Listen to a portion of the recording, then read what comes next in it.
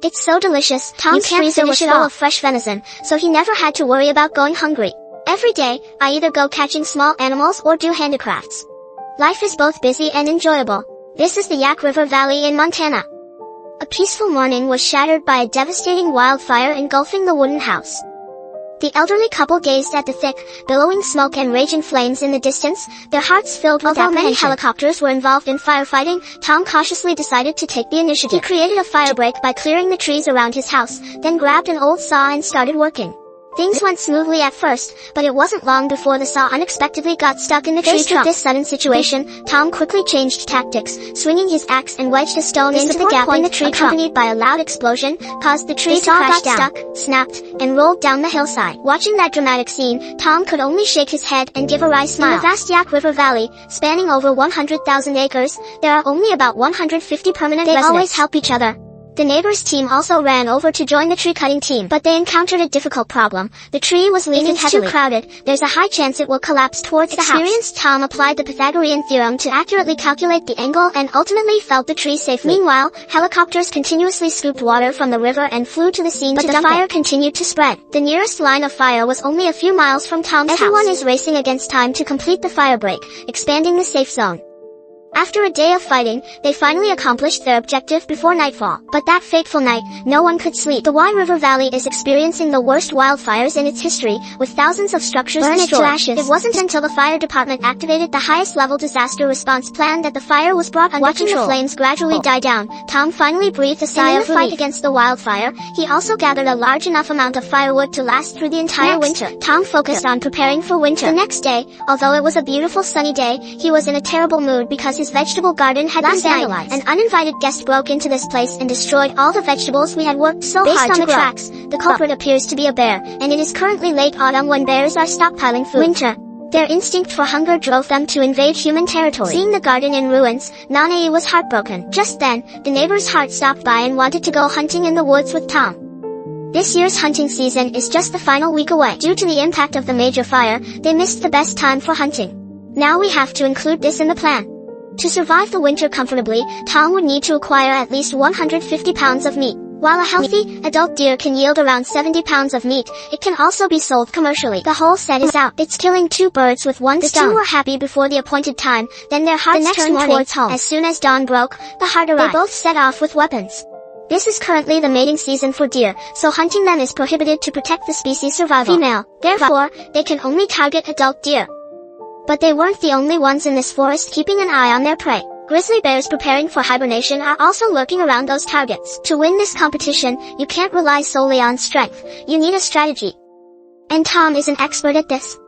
He took out 2 deer antlers and tapped them together, producing a crisp, clear clicking sound. But for a male deer, that's a serious provocation. It signals that a rival has encroached on your territory. The deer on patrol, their anger clouding their judgment, will charge to defend their territory. Unfortunately, fate was not kind to them. A sudden, heavy downpour disrupted the plans. The two of them had to take shelter from the rain for the time being. They resumed their search for deer tracks in the forest. Hard work pays off. Passing through the dense foliage, they spotted 3 deer foraging for food. These are usually the pack's guards, highly vigilant, so approaching them is not easy at all. The 2 men did not act rashly but continuously observed through binoculars. They managed to catch a large, healthy deer. Tom slowly raised his shotgun, but the deer was hiding behind the bushes, making it impossible to find a good shooting angle. Furthermore, the deer acting as a lookout had detected their tracks. Before Tom could pull the trigger, it ran off to raise the alarm. Watching the herd of deer disappear in the blink of an eye, leaving no trace, Tom sighed that night was about to fall. Today's hunt had to be stopped. The temperature dropped sharply at night and it snowed heavily. The next morning, Tom decided to go try his luck alone. The thick snow made travel extremely difficult, but it also offered an unexpected advantage. Animal tracks are clearly visible on the snow. Tom tracked the white-tailed deer and eventually chose to lie in ambush under a tree. Since it's mating season, deer driven by lust tend to lower their guard.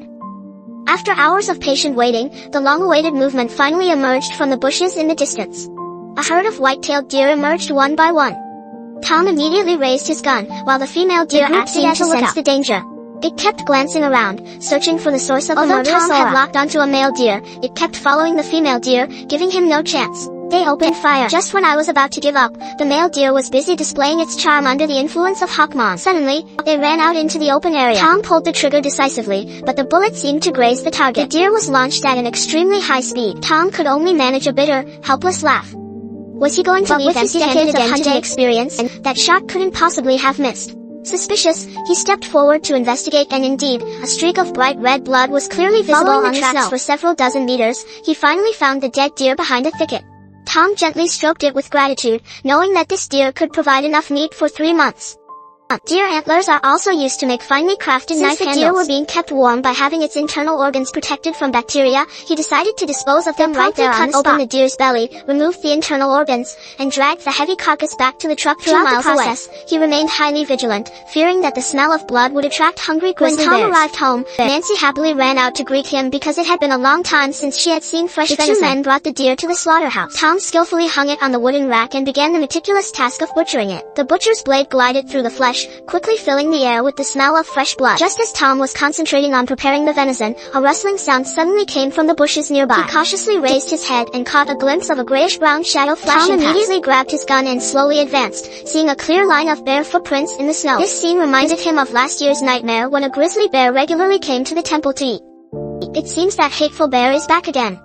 Despite his anger, the most urgent task now was to quickly complete the processing of the deer meat. The young man split the deer carcass in half and brought it into the house because the nearest store was 50 miles away. They always had to be self-sufficient. Nanny carefully packaged the venison for long-term preservation. Meanwhile, Tom separated the fatty parts of the venison and the tender meat to prepare a lavish venison feast for the evening. Tom finally breathed a sigh of relief when the last piece of meat was finished. Unbeknownst to them, the harsh winter had silently arrived, and the Yaw River Valley was covered in a blanket of white. That morning, while Tom was at work, an old friend named Chuck Lay came to visit. Charlie hopes Tom can quickly make a traditional longbow as a coming-of-age gift for their son in 2020. Next day, faced with this urgent request, Tom did not refuse but immediately threw himself into the work. He carefully selected a good piece of wood and then meticulously sanded it with a fork. To create a high-quality, original bow, shaping the bow's body is crucial.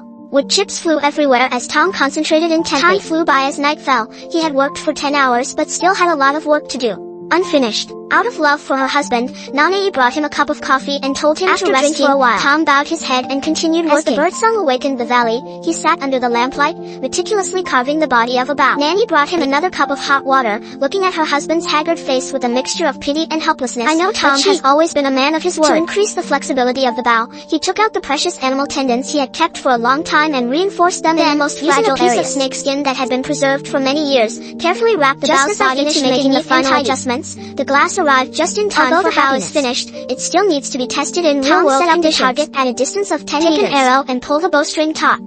The arrow whizzed through the air and hit the bullseye with perfect accuracy, leaving Charlie utterly amazed. This bow is not only exquisitely crafted but also performs flawlessly, a testament to the skill of the craftsman. The most famous work in the valley, Tom's piece, once again received praise. Watching Charlie happily leave, Tom smiled contentedly, despite his tired face. A few days later, he put on his backpack and took his hunting dog to the pond to set beaver traps, as he caught a few to earn extra income. Having finished his work, he returned home promptly because an important relative was visiting that day. That's Tanner and his grandson from Florida. The grandfather and grandson hadn't seen each other for 3 years. Then has now grown into a tall, strong teenager. Tom took out the gift he had prepared for his nephew, a famous North American water conduit, which made the boy and nephew's grandfather was rather indecent, both funny Tanner was sad curious about life in the countryside. Seeing his nephew full of energy, Tom assigned him the first task, clearing snow from the roof. The clumsy teenager swung his hand, sending snow falling all over him, the biting cold making him feel utterly helpless. The old couple stood watching, smiling happily, and at the same time couldn't help but think to themselves, finishing their work on the roof, a little naive. Tom took Tan to the pond. They are preparing to inspect the traps. Because it's only the beginning of winter, the ice hasn't completely formed, making travel very dangerous. Broke through the thin layer of ice, and her entire foot fell into the freezing cold water. One might expect the boy to be frightened, but instead, he was incredibly excited. They happily played in the stream while the 2 men went downstream to check their traps, but they found nothing. Tom then rearranged everything. Returning a few days later, Tana exclaimed with delight upon discovering a beaver trapped in a snare, which she pulled ashore herself, basking in a joy that city life can never offer. Then the boy and his nephew returned to the city. The couple's life was peaceful until their neighbor Wynn invited Tom to go hunting for muskrats. They carried their dugout canoes out onto the river in the falling snow, beginning their adventurous hunt. Wynn caught several muskrats in a row, but carelessly fell into the cold water. Dong and June were soaking wet, so they quickly got back to the car, turned on the heater, and drove straight home. This is the Yaw River Valley in Montana, a pristine wilderness where hunts take place every day. Earlier, Tom had just killed a deer that provided enough food for 3 months. That morning, his wife Nancy was walking their dog Eli when she discovered wolf footprints. Concerns arose because wolves, being top predators, are willing to attack even humans. He immediately informed Tom, and he understood the seriousness of the situation because wolves rarely invade human territory. But in recent decades, due to protection laws, the wolf population has increased, and wolves frequently intrude where people cause many serious incidents. Local authorities have issued seasonal hunting permits to control the population. Tom decided to teach the wolves a lesson. Armed with a hunting rifle and riding a snowmobile, they quickly spotted new wolf footprints and made a judgment. It was a litter of at least 5 animals. He followed the tracks, but the wolves had smelled a human and panicked, fleeing in all directions. Tom only managed to fire a warning shot into the air before attempting to pursue them, but his old knee injury flared up and had to use a cane to understand that you cannot show weakness in front of a wild beast. The next day, when her knee felt a little better, Nancy delivered bad news. Wolves had reappeared near the house. Tom to suppress his pain and set off once again. He changed tactics, using the sounds of prey to lure them, but it was risky as it could attract both wolves and grizzly bears. Only a deer appeared, indicating that the area was temporarily safe and the pack of wolves had retreated. Back home, Tom processed beaver tails into crafts, a skill he learned from the local indigenous people and had mastered. Decades. But to complete his new work, he needed another beaver skin. While the injury made checking the traps inconvenient, Nagy offered to go in his place, but Tom was uneasy about the neighbors for their help. They both brought their hunting dogs to the first trap and discovered a fat beaver trapped. Tim, wearing thick leather gloves, tried to pull it up, but the weight of the animal combined with the metal trap made it incredibly difficult. He realized that the task, which seemed simple when he watched Tom do it, was actually not easy at all. Problems arose when the two of them struggled to figure out how to deal with the beaver. I tried to flip it over but was completely helpless against the trap. Although Na often saw Tom working, she had never paid close attention to each step. Reluctantly, they released the beaver back into the river to prevent its skin from drying out and to protect it from airborne predators. Back in the cabin, she explained in an embarrassed manner, which made Tom both laugh and feel helpless. So he decided to handle it to the edge of the pond. Tom easily lifted the beaver with one hand. The operation was neat and tidy. They both removed the trap and explained everything in detail. Tim carried the beaver, which weighed over 15 kilograms, home. A week later, Tom recovered and was invited by his brother Jack to Idaho to help tame a 3-year-old hunting horse. Tom was hesitant because it had been 20 years since he last did this. Upon arrival, Jack was cooking a grouse steak and then led him to the farm to meet the main character. A thoroughbred horse was ferocious. They used an old, gentle horse as a model. Tom threw the noose accurately, causing the young horse to stand on its back. Loud neighing and fierce kicking signal that taming will not be easy. Jack rode his old horse, leading the young horse slowly to reassure it. After a long time, the horse calmed down and allowed to be petted, but taming it required patience. Just when things seemed to be going smoothly, it started to struggle. Tom cautiously approached and touched his neck, taking hesitant steps to build trust. Jack loosened the rope so it could move. Thanks to their coordinated efforts, they successfully fitted the bit onto the horse. Tom lamented that 20 years ago it only took 10 minutes, but now age has taken its toll. Next, Jack led the horse around the fence to temper its wild nature, believing that after a long period of training, it will become an excellent warhorse. Jack was not only a skilled horseman but also an excellent falcon trainer, having worked with them 10 years prior. Rescue and nurture an injured young falcon into a valuable hunting assistant.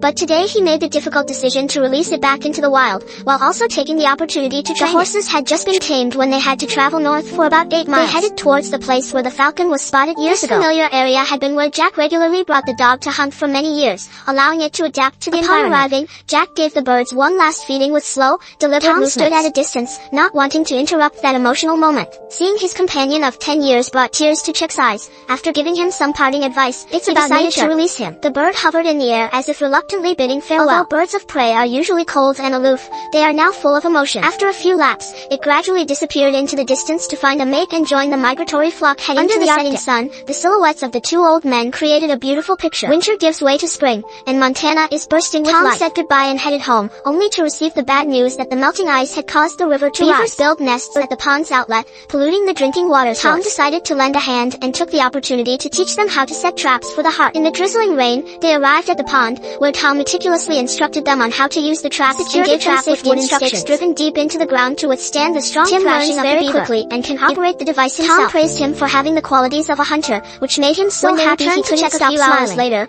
they were surprised to find a fat beaver weighing 50 pounds. Tim's first venture paid off handsomely. He pulls his prey ashore with childlike joy. Tom decided to give Tim the trap as a welcome gift, and the two happily went home. Tom's life was peaceful again. Today, he and his wife Nancy finished their winter work by processing this hide.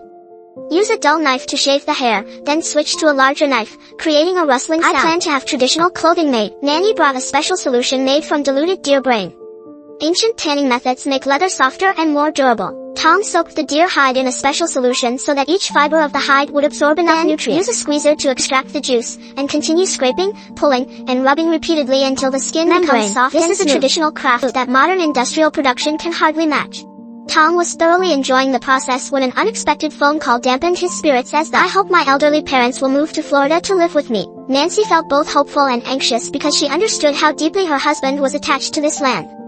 Upon hearing that his children had already bought the tickets, Tom's eyes widened in surprise, for he had never decided to end his life to the city. But everything had been arranged by his family, which weighed heavily on his heart. Nanae began taking inventory of her belongings as if she were actually preparing to leave. After 35 years living in the countryside, every inch of land holds memories, but time spares no one. Their increasingly weakened bodies reminded them that it was time to change their lifestyles. Her red, swollen eyes revealed inner turmoil. Every year at this time, the mountainous region holds a fair to exchange winter agricultural products and purchase essential goods. Every year Tom goes with Win, but this year is different. When Win visited Tom, he confided everything to him and his friend completely understood. The feeling was like a wild horse forced to leave the vast prairie, and Win's eyes welled up with tears. Finally, Tom entrusted Win with all of this year's merchandise to take to the trade fair in his place. You'll eventually arrive. Tom and Nancy packed their bags simply, their hearts filled with nostalgia as they gazed at the familiar ways today, and we don't know when we'll meet again. The slow-rolling wheels carried them into an unfamiliar urban life, along with hearts yearning for freedom. By Tom. Alaska, the Arctic region, is both home to a wealth of wildlife and a paradise for hunters. Home to reindeer, bears, guinea pigs, lynx, and thousands of other species. Every day, primitive hunting and killing takes place. From the moment Andy, the boy next door, arrived, luck seemed to smile on Marty as the traps brought another bountiful harvest. To thank him for his help, he taught him all the skills, the most important of which was the peeling technique. The small knife glided skillfully across the mink skin, each cut just enough to avoid tearing the precious fur while still separating it because only a perfectly intact hide can fetch a high price. After peeling, the skin is stretched on wooden sticks to dry and shape in the cold air. Andy carefully observed every detail and then tried to do it himself, because he would bring his experience with him precious thing home. The next morning, as the two were loading their luggage onto the car, snow rolled out to the landing zone. Short-lived as the whirring of the fan blades signaled the time to say goodbye. After saying goodbye, Andy left, and Marty returned to his days of solitude. A week later, the average temperature dropped to minus 15 degrees Celsius. The more favorable the conditions for hunting, the harder Marty worked, increasing the frequency of his inspections. And then they witnessed a heartbreaking scene. On the snow lay the carcass of a young moose, torn apart by a pack of wolves. Humans don't hunt young or females to protect their populations, but wolves do. In recent years, the wolf population in Alaska has increased rapidly, seriously impacting the ecological balance and causing destruction. Marty continued checking the traps and discovered a new set of footprints belonging to an adult moose. Not wanting to miss out since the meat supply was running low, he took off his thick coat, raised his gun, and silently followed the trail. The enormous antlers appeared. It was indeed a fully grown deer. Mary calmly raised her gun and pulled the trigger before it could move. Gunshots echoed across the snow-covered field, and the animal collapsed before its massive, half-ton body. He suddenly felt awkward because the snowmobile was parked 2 miles away, and it was getting dark. A time when wolves are active. After much deliberation, Marty had no choice but to leave the deer there overnight. But because internal organs are prone to bacterial growth, he immediately underwent surgery. He covered the body with snow and returned home with a heavy heart. The next morning, at dawn, Marty rushed back to the scene. Luckily, the pieces of meat were still intact. He struggled to lift a 100-kilogram elk leg onto the snowmobile. Since it was impossible to transport everything at once, it had to be transported in multiple trips. Didn't waste anything, bringing along all the edible portions.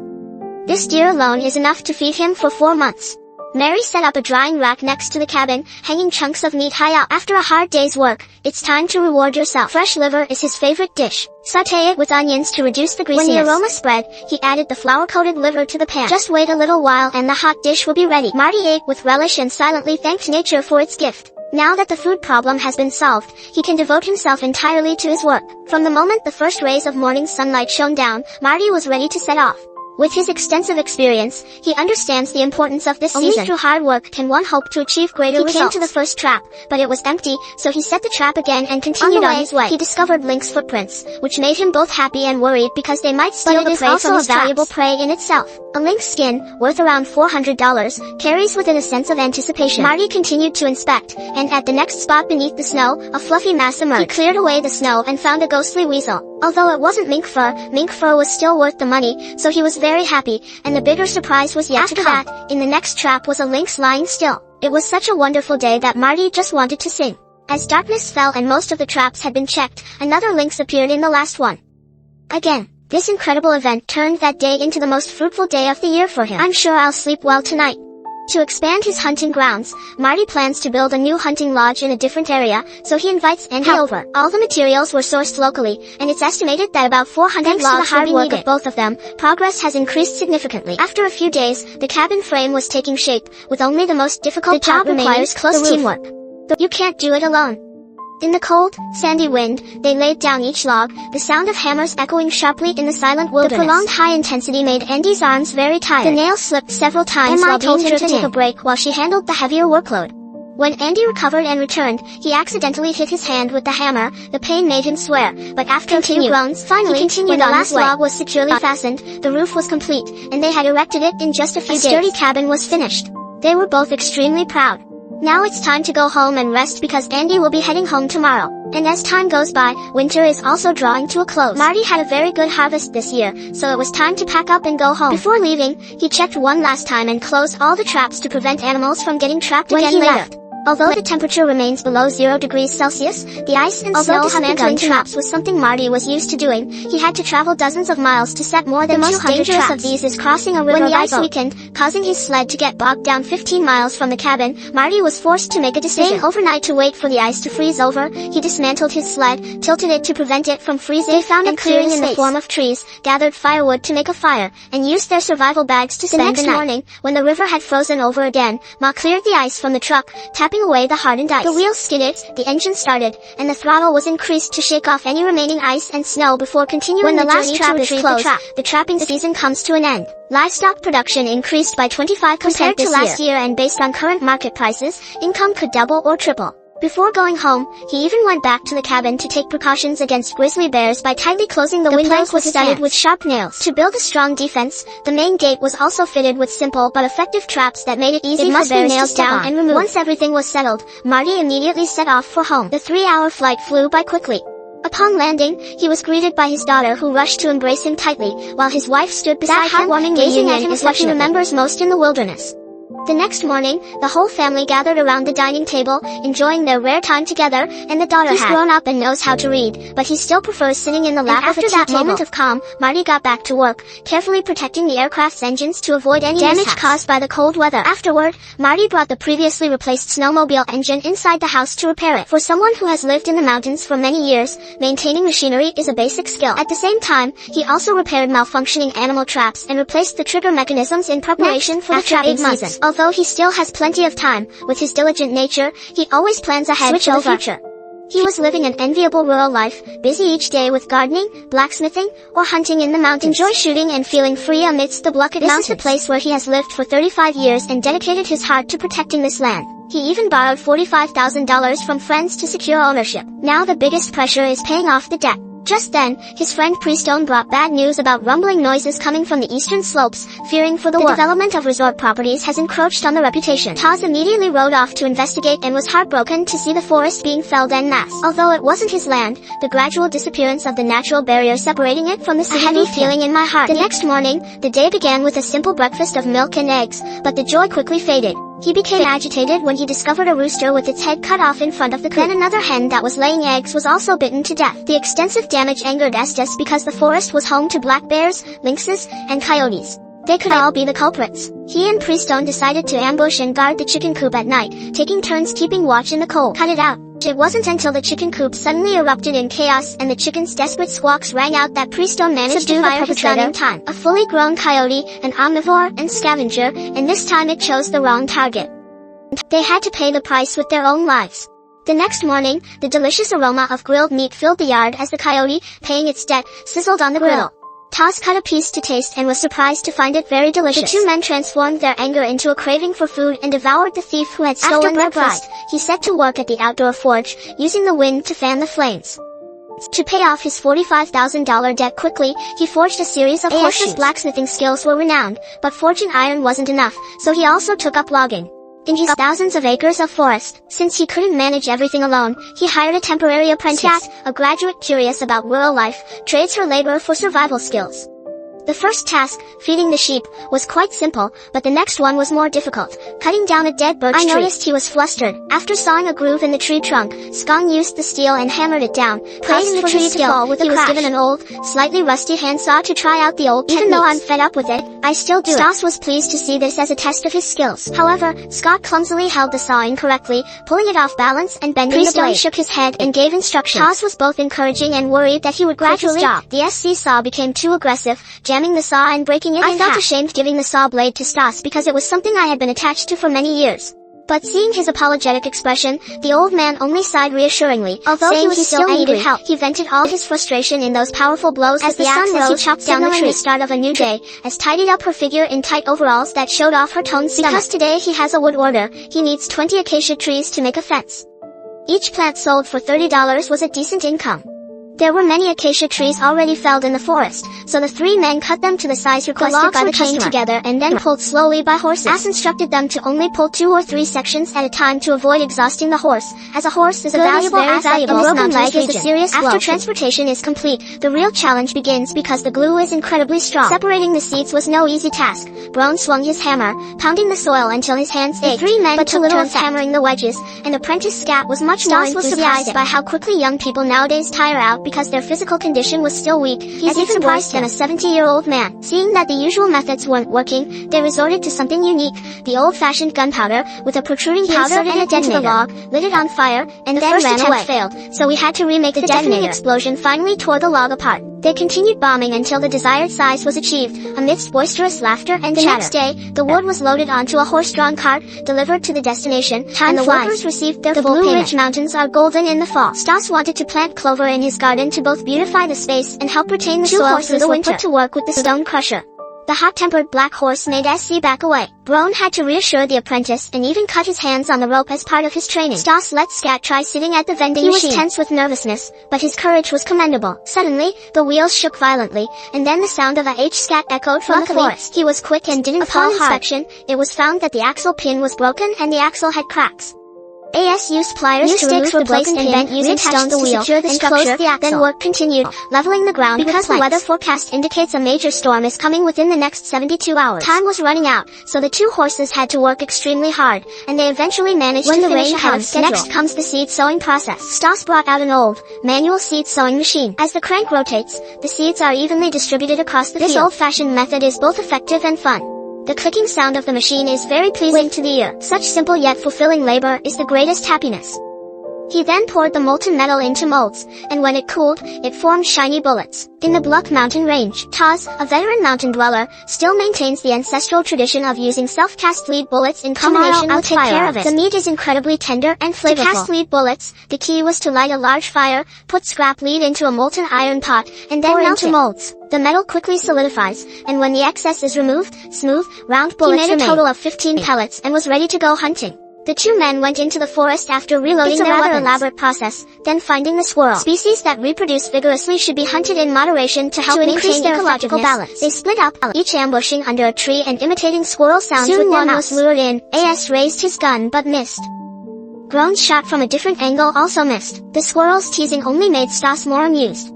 He took aim carefully, then fired and shot it dead. Shortly afterward, Priestone also shot and hit a second one. When retrieving the spoils, the first one lay right on the ground, the second one had fallen into a hollow tree. Broke a branch, poked it to expose the tail, and then pulled it out. AAS started a fire with a wood drill while Priestone cleaned the squirrel. Hang them up to grill and brush with bear fat for added flavor. The fragrance was so enticing that I couldn't wait. Tearing the meat apart to eat almost burned my tongue. This authentic wild caught dish, with its blend of pine aroma and the rich flavor of bear fat, the 2 of them ate and drank to their heart's content, but afterwards they had work to do. Still owes $38,000 and has to pay a $100 installment this weekend. I don't have any cash on hand. Roan heard that a nearby neighbor was looking to buy a horse-drawn carriage. Just then, we had an old one stored in the warehouse. The 2 men inspected the condition of the carriage and discovered that it was heavily damaged. Over time, exposure to rain and sun caused the wood to rot severely. In this condition, it's impossible to sell, so the only option is to repair it. They disassembled the car, measured its dimensions, and then cut new pieces of wood. Once the materials are ready, assemble it. After half a day of hard work, the chassis was finally painted red to enhance its aesthetic appeal. While waiting for the paint to dry, they serviced the wheels, adding more lubricant and giving them a thorough cleaning. Finally, attached the frame. A nearly brand new horse-drawn carriage was produced. They led a white horse, parked the cart, and hurried to their neighbor's house to avoid someone else buying it.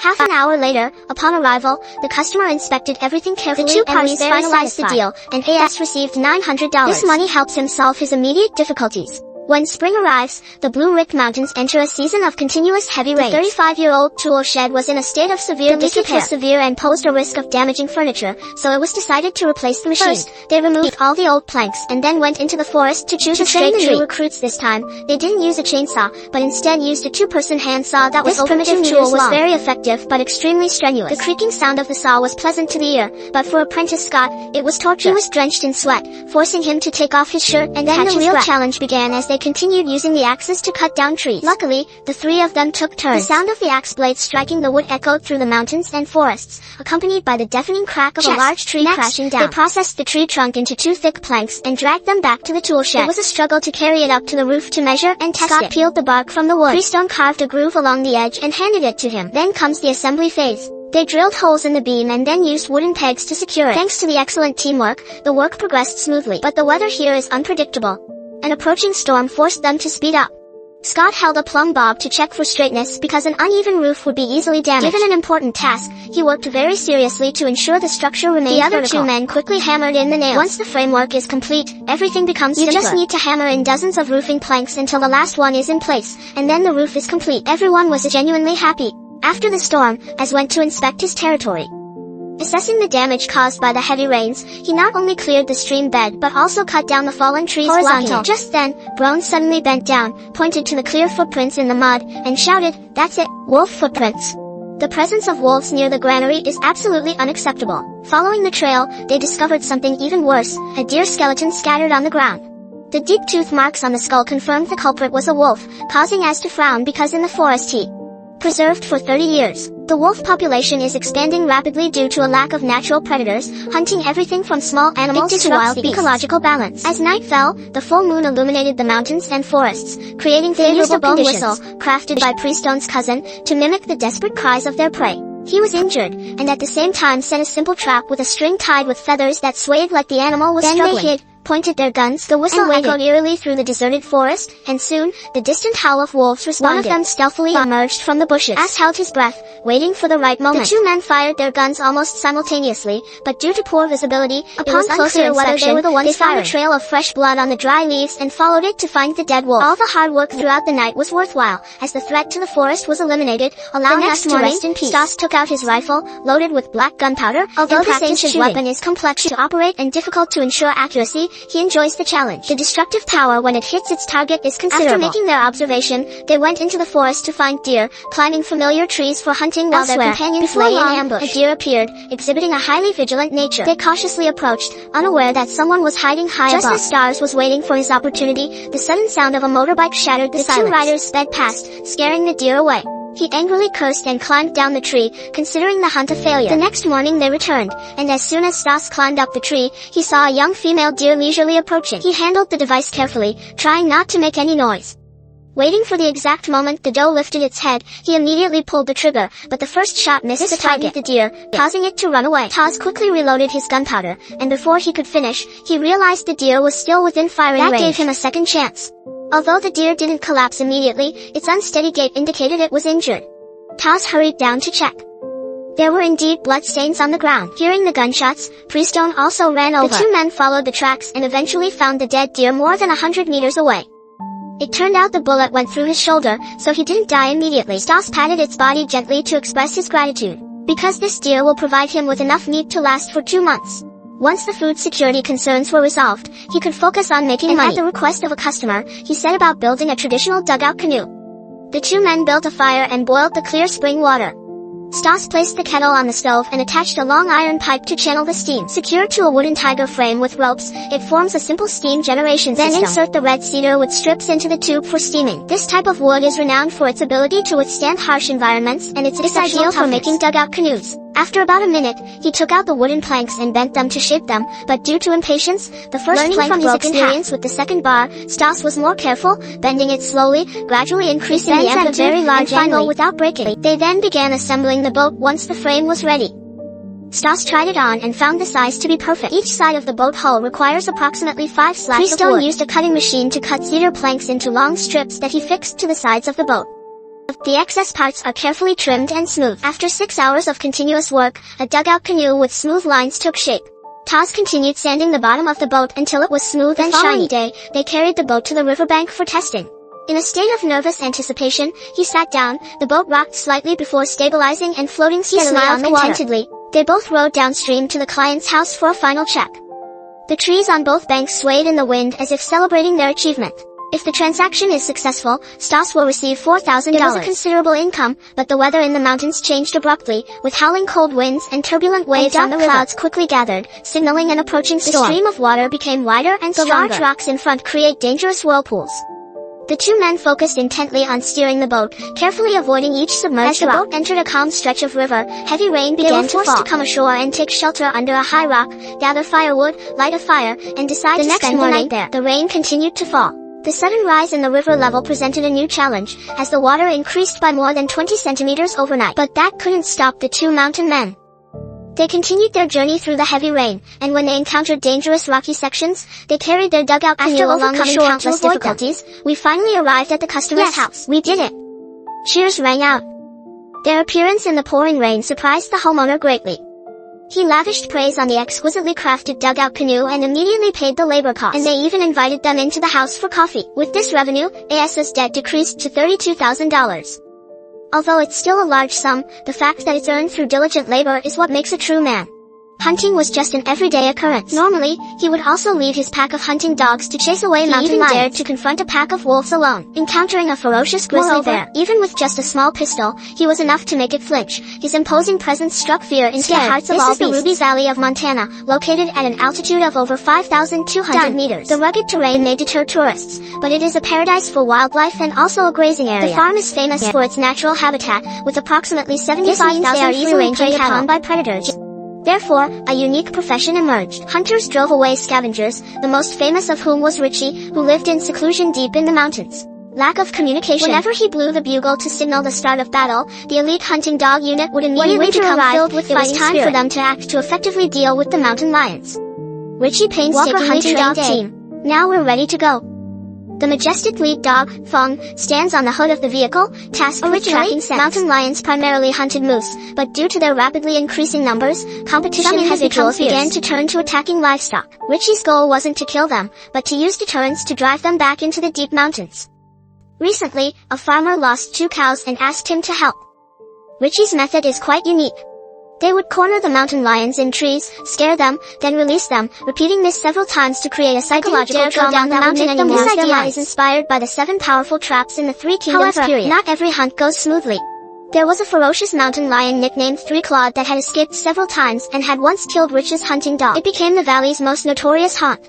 And this time, his target was none other than that old enemy. Richie secretly vowed to teach him a lesson he would never forget. Before long, traces appeared with fresh footprints imprinted in the snow. He attached tracking collars to the dogs and lowered a leash so the lead dog could follow the scent. The other dogs immediately followed. When the characteristic barking sound rang out, Richie knew the target had been locked onto, so he called in more support dogs. Surrounded by a pack of hunting dogs, no matter how ferocious the mountain lion was, it had no choice but to flee. They were all pushed up into the tree. After a grueling chase of nearly 4 miles, Richie finally arrived and saw the mountain lion coiled up on the tree. Below, the hunting dogs were growling menacingly. Seeing their master personally leading the charge, the hunting dogs became even more enthusiastic. But the most dangerous moment immediately arrived when Richie was forced to climb the tree himself to chase the child away. American mountain lions descend. Cornered, the beast looked at him with a complex expression, a mixture of fear and defiance. Feral. Meanwhile, a murderous glint appeared in Richie's eyes as he recognized this as the old enemy who had bitten his child to death. His beloved hunting dog. Suppressing his anger, Richie tied the hunting dogs to a nearby tree to avoid casualties and then began climbing the tree, gradually closing in on the panicked mountain lion.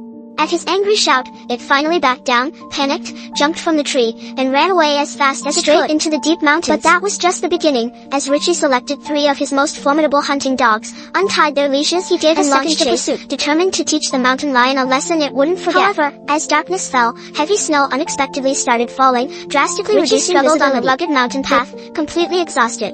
Even more dangerous was the fact that the hunting dog's footprints were gradually disappearing in the snow, forcing him to decide to call himself Horse. He only managed to get 2 of them back. The young dog, Tubo, was nowhere to be seen. A sense of foreboding washed over Richie as he realized that in this wilderness, something far more terrifying than a mountain lion was actually growing in size since being reintroduced to Montana in 1995. and hunting dogs are absolutely no match for them. Tubo had been missing for 4 hours, which only increased his anxiety. For Richie, hunting dogs are not just tools, but family. As night fell, he still couldn't find Tubo, so he lit a fire to ward off wild beasts and listened for the howling of wolves. I stayed awake all night, sleepless, until dawn broke, and I still kept my phone on. But Richie was determined to see the dog alive or dead. He blew his trumpet, its mournful sound echoing throughout the valley like a funeral dirge. High above, an eagle circling added to the poignant scene. The other 2 dogs also lowered their heads, their eyes filled with sadness, and Richie's voice choked up, but he continued to call out. When daylight broke, he continued his search. Time passed by second amidst the incessant, heart-wrenching cries. And as nearly 24 hours passed since Tubo went missing, Richie's heart sank to the depths of despair. Then, suddenly, a new wolf footprint appeared in the snow, creating an intense tension. The bushes in front of him stirred slightly, Richie stared intently, and then a figure suddenly appeared, causing him to stare. He couldn't believe it. That's Tua, the dog who had been missing for a long time but has miraculously returned safe and sound. The joy of reunion brought Richie to tears. He knelt down in the snow, embracing his loyal friend tightly. The other 2 dogs excitedly ran around the tub to express their joy in their own way. And a few days later, another heavy snowfall blanketed the entire Ruby Valley as temperatures continued to drop. Richie, meanwhile, was in his yard. Richie was repairing his old truck when suddenly the roar of the engine shattered the tranquility of the mountain forest. A farmer frantically ran for help because his farm was being attacked by an unknown predator. Horizontal. Many non elements were killed, causing heavy damage. Upon hearing the news, Richie immediately dropped what he was doing, without hesitation jumped into his neighbor's car, and sped off. When he arrived, the sight before him sent shivers down his spine. Against the backdrop of the white snow lay the mangled carcasses of calves, their bodies stained with blood. His extensive experience, Richie knew at a glance that the culprits were the wolves. Seeing the farmer's reddened eyes, he felt deep sympathy because livestock were his lifeblood. He counted a total of 11 calves killed, resulting in losses of $11,000, a heavy blow.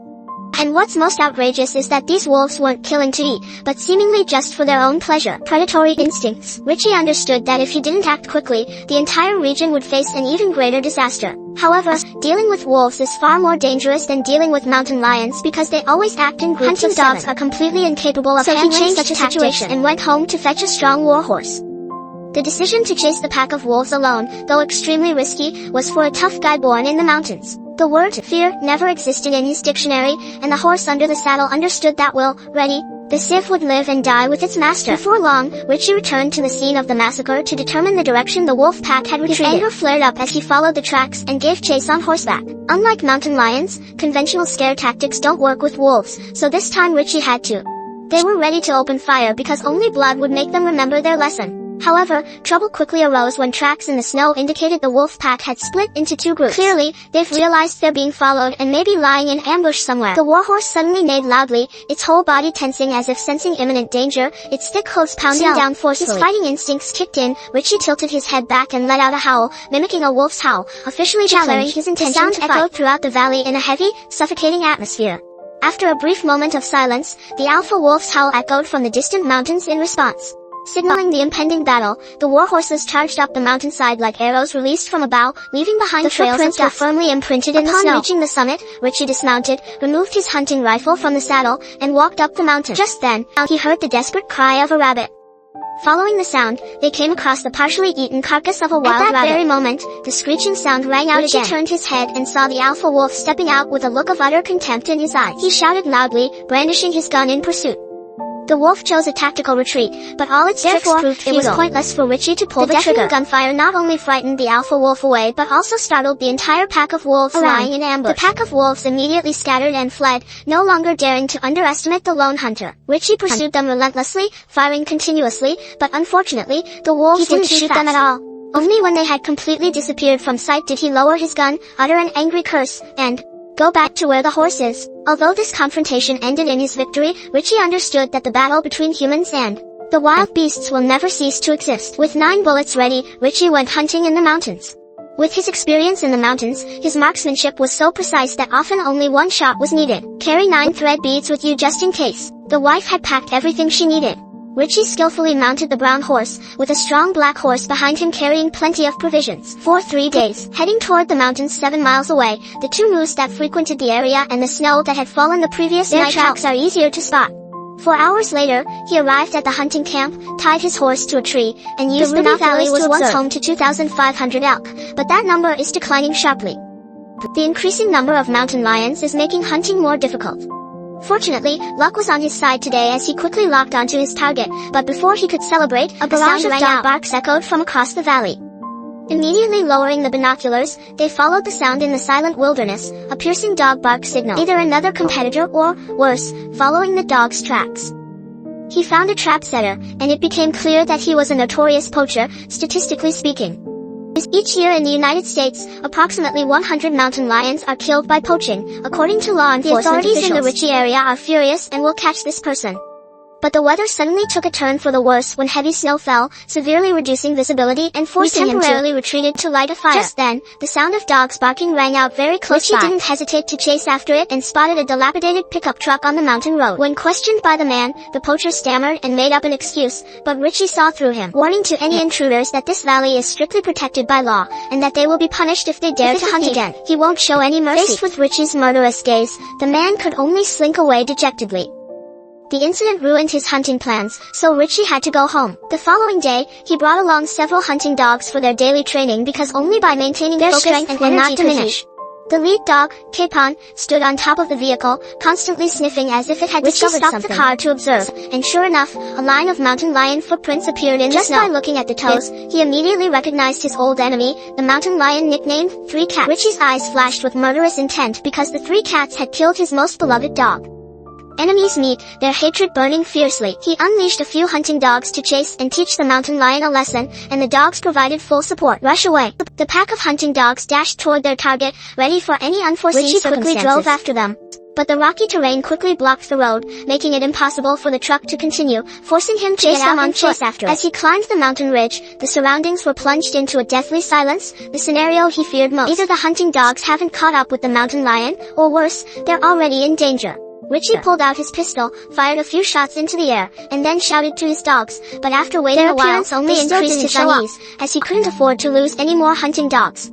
He immediately followed the trail of the pursuers, crossing a section of the river that hadn't completely frozen. They watched him making his way across. Went wrong. As he crossed the river and climbed to the opposite ridge, he finally caught sight of the pack of dogs, but ahead of him was a large, fast-flowing river that is impossible to cross. Ritchie had no choice but to keep calling out to them, trying to coax them to swim across, but the dogs didn't dare cross the river. He had to get into the water himself, accepting the risk of getting his clothes soaked, and run to the other side of the dogs' back. Consider today's training session over, and everyone can go home. The next morning, the early sunlight streamed through the window. Ritchie was preparing breakfast, cracking 2 free-range chicken eggs into a pan. The aroma quickly spread throughout the kitchen when, unexpectedly, the dogs outside started barking fiercely with unusual alertness. He discovered several clear footprints of a lynx in the snow, proving its existence. He was peeking at the chickens in the electric coop. This is an extremely dangerous sign because once they've tasted the pleasure, they'll come back again and again. Ritchie unleashed Brandy, the most experienced hunting dog, but the footprints were too shallow. The scent of broccoli was so faint that Brandy spun around awkwardly. He continued to deploy more tracking dogs, hoping to use numbers to increase their tracking capabilities. Before long, the dogs crawled into the thick bed. Ritchie followed closely behind. After a while, the cooing became more intense, then suddenly interspersed with groans of pain. His heart sank and then immediately started racing. The sight before him made him gasp in shock. The dogs are fighting with the wild cat. The animal escaped, leaving trails of bright red blood in the snow. Ritchie became even more worried. Despite their small size, wildcats are ferocious predators capable of attacking prey many times their own size, and he couldn't tell whether the pool of blood was from a wildcat or a hunting dog. His only option was to follow the trail of the pursuers. Just as her heart was burning with anxiety, Brandy staggered back, her face smeared with blood, in a terrible state. Mandarin. After the examination, Ritchie discovered that Carbon needed stitches, and Carbon was back in relatively good condition. They were both covered in blood, and it was unclear which side had the upper hand. Ritchie used natural, temporary hemostatic remedies to carefully treat them. His gaze gradually turned cold. This damned wildcat not only targeted his chickens but also injured his hunting dog. This debt must be settled fairly and squarely. Carbon seemed to sense his master's anger, and gently licked his face to soothe him. Back in the wooden cabin, Ritchie used licorice root to build a temporary hiding place. Because he understood the habits of wildcats so well and knew for sure that when night fell, it would return to steal chickens. Ritchie crouched behind his cover, his hand gripping the hunting rifle that had been with him for many years. He saw Brandy begin to raise its nose as if it had smelled something strange and let out a warning growl.